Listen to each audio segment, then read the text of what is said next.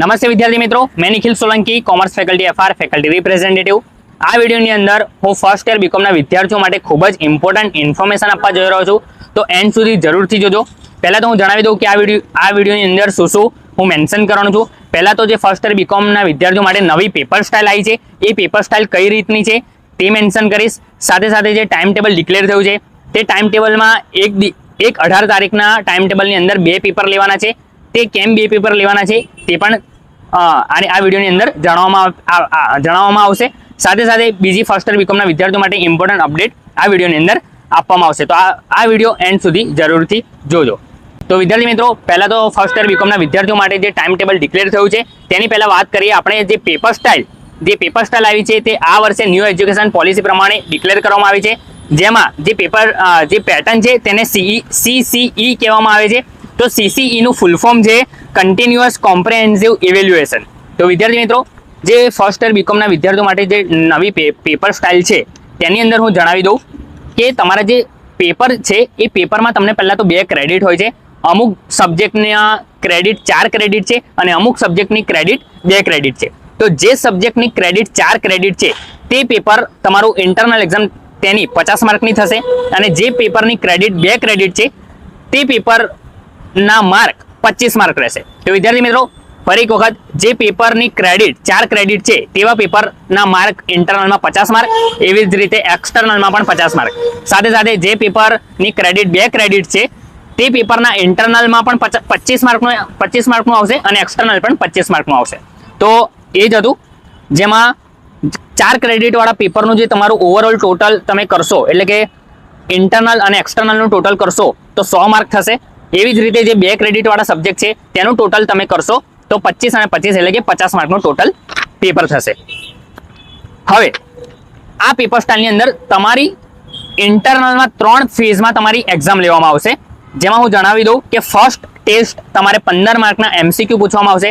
એવું નથી કે 15 માર્કનું MCQ એટલે ખાલી MCQ જ, એની અંદર તમને MCQ પણ આવી શકે છે, ફિલિંગ્સ ધ બ્લેન્ક પણ આવી શકે છે, મેચ ધ ફોલોઈંગ્સ પણ આવી શકે છે. એટલે કે 15 માર્કના MCQ, ફિલિંગ્સ ધ બ્લેન્ક કાં તો મેચ ધ ફોલોઈંગ્સ કશું પણ આવી શકે છે. સાથે સાથે એ ફર્સ્ટ ટેસ્ટ તમારો 15 માર્કનું MCQ, જેનું હમણાં ટાઈમ ટેબલ ડિક્લેર કર્યું છે, જે 14 તારીખથી એક્ઝામ શરૂ થવાની છે, તે તમારે 15 માર્કના MCQ રહેશે.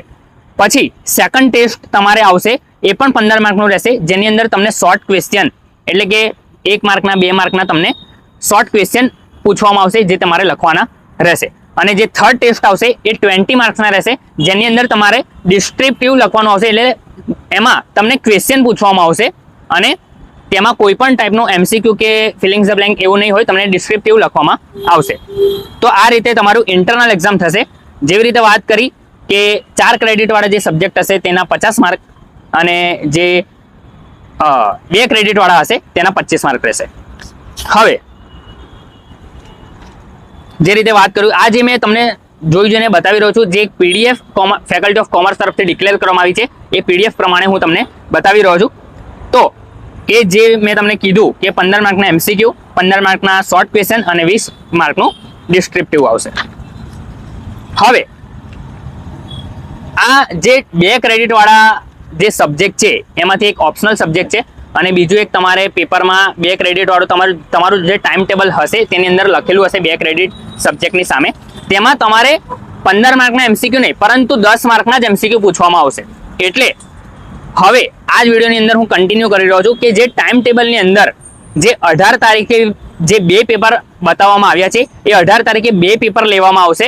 કારણ કે એ 18 તારીખે જે સબ્જેક્ટ છે એ સબ્જેક્ટની ક્રેડિટ 2 ક્રેડિટ છે, એટલે કે 2 ક્રેડિટવાળા સબ્જેક્ટની અંદર ખાલી તમને 10 જ MCQ પૂછવામાં આવશે.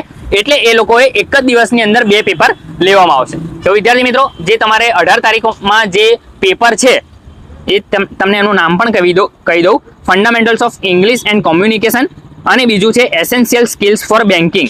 જે 18 તારીખે જે તમારો પેપર છે એ 2 પેપર થશે, અને કારણ કે તેની ક્રેડિટ 2 છે એટલે એમાં ખાલી 10 જ MCQ પૂછવામાં આવશે. એટલે 10 MCQ તમારું એક પેપર પતશે એટલે તરત જ થોડીક વાર પછી તમારે બીજા પેપરનું પણ એ લોકો જોડે જ લઈ લેશે. એટલે 10 MCQમાં તમને બહુ ટાઈમ ના લાગે, એટલા માટે 18 તારીખે 2 પેપર રાખવામાં આવ્યા છે. તો બસ આ જ હતી ફર્સ્ટ યર બીકોમની પેપર સ્ટાઇલ. તો વિદ્યાર્થી મિત્રો, તમને જો કંઈ ના ખબર પડે તો તમે મારો કોન્ટેક્ટ કરી શકો છો. અમારા EOS ગ્રુપના મેમ્બર્સને પણ તમે કોન્ટેક્ટ કરી શકો છો. હું ડિસ્ક્રિપ્શનની અંદર અમારા યસ ગ્રુપના સ્ટુડન્ટ લીડરોના પણ નંબર મૂકીશ, તો તમે એમને પણ કોલ કરીને કંઈ પણ ડાઉટ હોય તમારું સોલ્વ કરી શકો છો. અને 14 તારીખથી એક્ઝામ શરૂ થવાની છે. હવે બીજી એક વાત કે જે ટાઈમ ટેબલની અંદર તમને 45 મિનિટ આપવામાં આવી છે, પરંતુ એકચ્યુઅલ તમને એક્ઝામ માટે તમને MCQ સિલેક્ટ કરવા માટે તમને 20 મિનિટ જ આપવામાં આવશે, કારણ કે 10 મિનિટ તમને પેપર આપવામાં અને પેપર લેવામાં અને તમારી અટેન્ડન્સ ને એ બધું લેવામાં જશે. એટલે એકચ્યુઅલ તમને એક્ઝામ માટે પ્રોપર જે ટાઈમ મળશે તો એ ટાઈમ ફક્ત તમને 20 મિનિટનો મળશે. એટલે એ રીતની જ પ્રિપેરેશન કરીને જોજો કે 20 મિનિટની અંદર તમારે તમારું પેપર એટલે કે જે 15 માર્કના MCQ છે તે પૂરા કરવાના રહેશે. તો થેન્ક યુ સો મચ. કંઈ પણ ઇન્ફોર્મેશન જોઈએ તો તમે મારો કોન્ટેક્ટ કરી શકો છો અને અમારા યસ ગ્રુપનો પણ કોન્ટેક્ટ કરી શકો છો.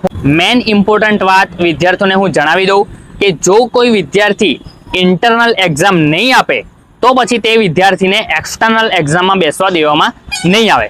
હવે જે ઇન્ટરનલ એક્ઝામ 14 તારીખથી શરૂ થવા જઈ રહી છે એમાં કદાચ કોઈ વિદ્યાર્થી બીમાર હોય કે કંઈ મેડિકલ ઇસ્યુ હોય કે કંઈ પણ કારણ હોય, ફેમિલીમાં કોઈની ડેથ થઈ ગઈ હોય, તો ઇનકેસ જો એ ઇન્ટરનલ એક્ઝામ ના આપી શકે તો તેના પછી તેમની રીઇન્ટરનલ એક્ઝામ પણ લેવામાં આવશે.